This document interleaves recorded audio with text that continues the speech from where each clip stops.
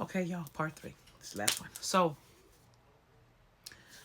I just wanted to wrap up to say we can't learn and do this without each other. That's the reason it was set up that way. That's the reason why people keep us separate when there is no separation. They just dropped colors and groups and cultures.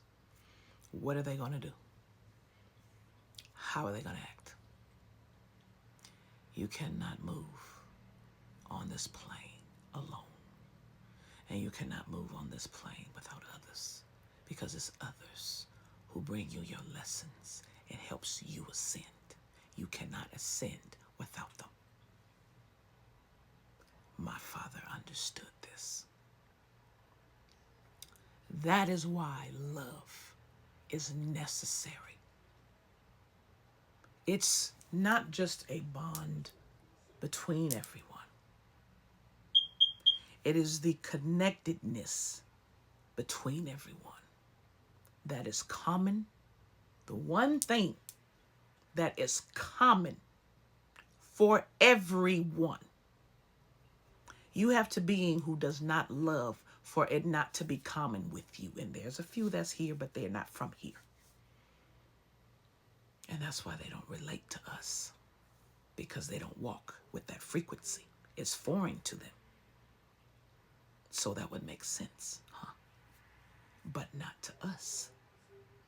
It is what connects us. It is the one thing we all feel. We all try to understand, and we all can experience, even to animals. The one thing that is common is love.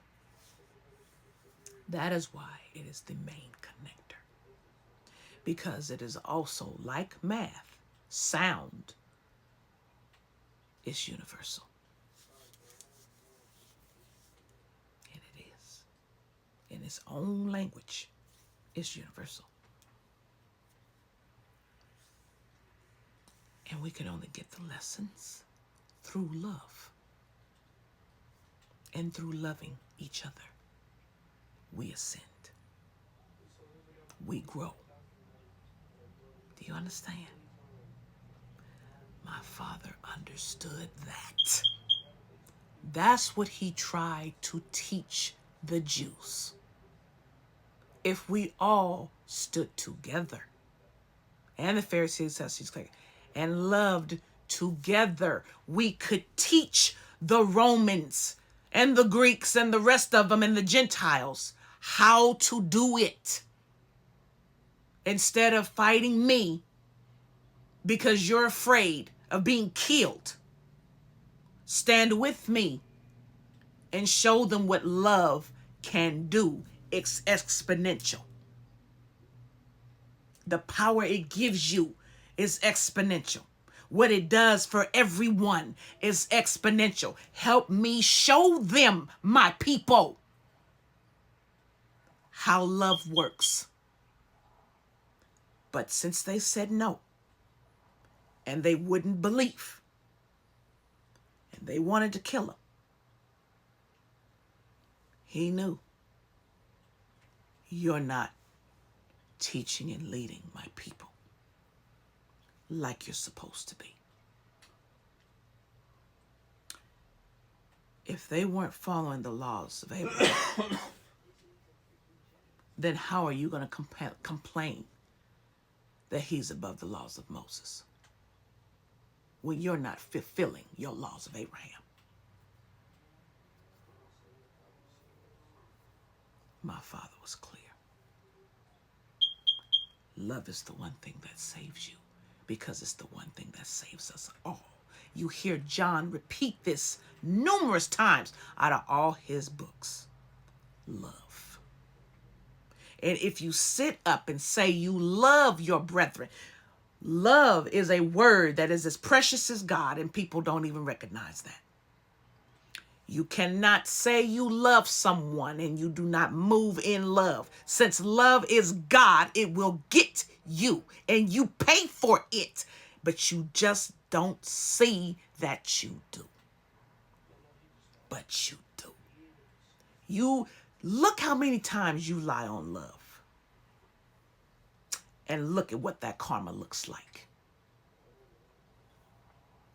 You gonna tell me that's not God? Or what you consider a God?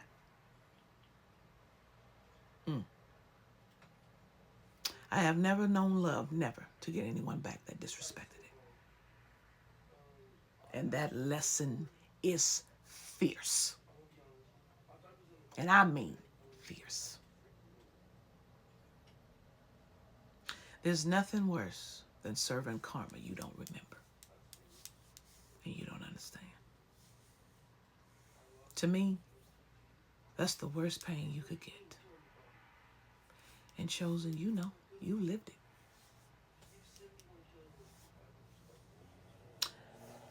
But most of us, debts have been fully paid now.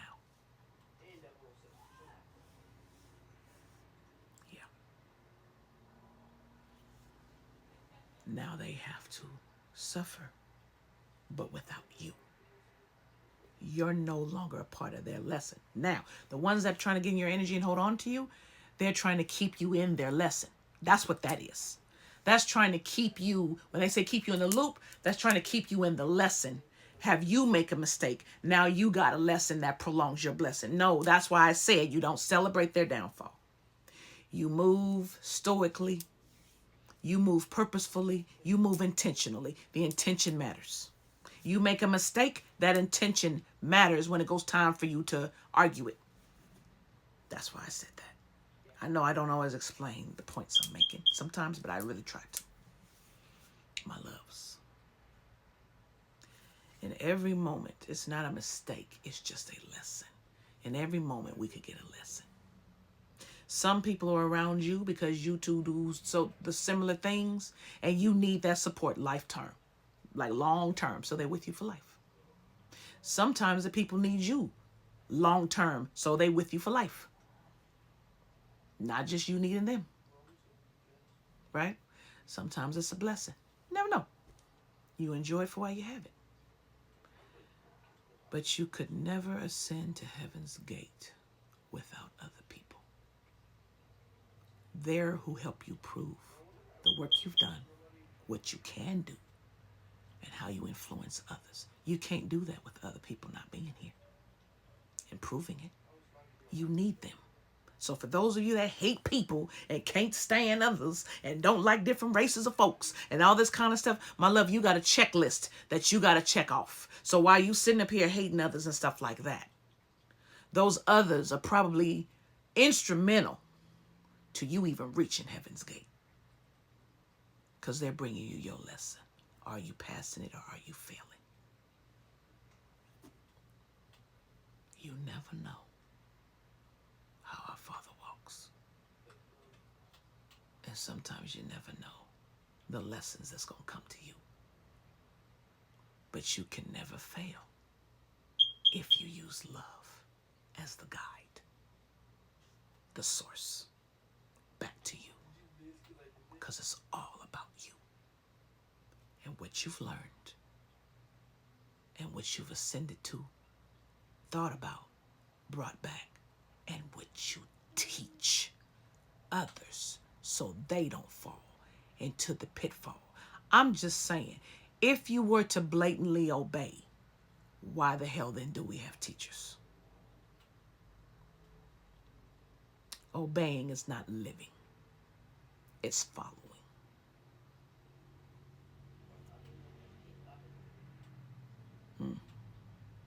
Who wants that? That's a drone. That's not love. All right, my loves, I hope this helps. I love you. Just words to sit on and think about. We can't do it without them. That's why we teach them. That's why we're here, chosen. That's why.